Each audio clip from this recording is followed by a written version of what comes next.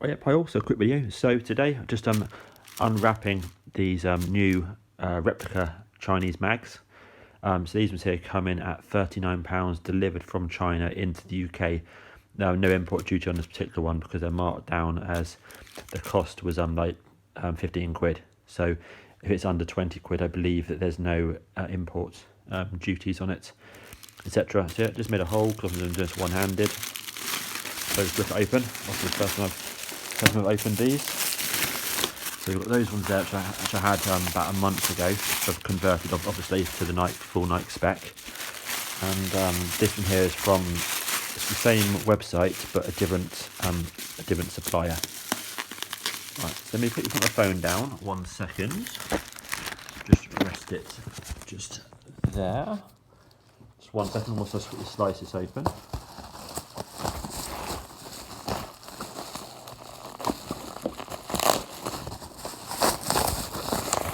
Cool. That screws out. I won't bother editing out. Can't be bothered. Right, here we go. Let's just have a look at these then. I mean, these could well be exactly the same. Okay. Cool. Right, look at those. Yep. So these are looking pretty much exactly the same, a bit looser. Okay, let's have a look at these then. Okay, so they do look, they're also exactly the same shade, same material. Yeah, that's all set. I would say that these are the same. Obviously, they're just squashed down a bit, but this is the same where it's different material from my version 1 pair, a much softer material on the side, and you can see that once I put the EL panel in, that'll sort that bit of detail out there. Yeah. Yep. Looks good. Obviously, it's bit baggy here, but once that's been padded out and the shoe's been sort of stretched out, with some socks inside it, just to reform it, that'll be okay.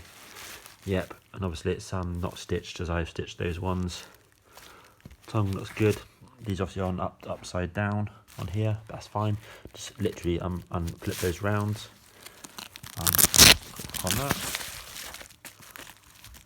I always apologise for the quality of filming, but I need to get to a tripod at some point. Yeah, cool. Okay.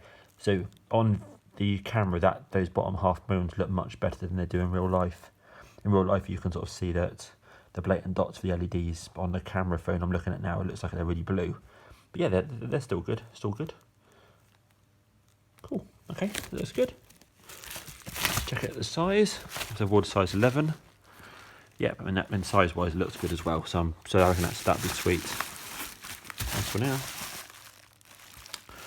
Cool. Yeah, look good. And you sort of see the glue marks around there, but that looks, and that's this shoe here has been made better. Must we have got a pair there. Oh yeah, and here you've got the wiring. Cool. So yeah, those look really, really good. Those look exactly the same as the other pair. So it just proves then that, yeah, they're the same shoe basically from different suppliers via their website. So that's great. I'm really happy with those. Cool. So the plan with these ones is to attempt the auto lacing. So first of all, we've got the standard pits. So we've got the in order to make them into this manner here, we've got these from Air Mag King on Instagram. So what I did is I used the bubble from those, mixed in with these modern LEDs, because that's really flat and perfectly fine, but totally not as good as this. And then I'll cut the Nike letters out, stick them on the back. You can't use this entire panel because this panel here, I mentioned in my previous videos, is bigger here and it's smaller here. So you see all the glue marks. So you have to kind of cut it out really, unless you want to have glue marks on there. And obviously the shade's different colour, different shade as well. This is obviously better because it's got more speckles, more original, but you've got to do what you've got to do with those. But they're all good, so that's cool there. And in here, I won't be using the EL panels there because they're not that bright when you use these, and I don't want to. I want to leave those frosted. So the ones on the shoes are the best. Got my power supplies that I like to use, which last ages and ages. There's loads of info on those. These come from elwirecraft.co.uk or .com. Really good, along with the Nike panels they provide as well, which is top quality. These are from Retro Trash UK, the half moons ELs on the website Etsy, about 20 quid. These are about 5 each at the moment. These aren't sided, but you'll see in my previous videos that you have to basically reverse the strap, because all of these have the wire coming off the same side, whereas the half moon panels are left and right sided. I'm talking to somebody else at the moment as well, but potentially getting a different supplier of these in the same colour as the Nike. That's all good. But yeah, otherwise quality stuff there. Got my Bttf bows stitching stuff here to stitch on here for detail perspective. So that always looks much better. This is the key business end. So this shoe here, I'm going to fully take this apart. I'm literally going to take it all apart from here to get this sole off, so I can access these sort of what you call, not laces, but these effectively are going to be the laces here, and then attempt to put motors in. So I've got two types. So I've got this type here, which obviously I've just temporarily pre-wired to see. With a 1.5 volt battery, it operates really nicely, and it's got an output on both sides. So once you have a gear on both sides, you could potentially use that in the shoe. Each gear to do 2 laces, so that might work quite nicely. It's quite big though, that's the only issue, but that should fit underneath in the sole. This is an option I've got as well, which I really like. So I've got 2 of those, plus 2 more arrived, plus the relevant cogs that work.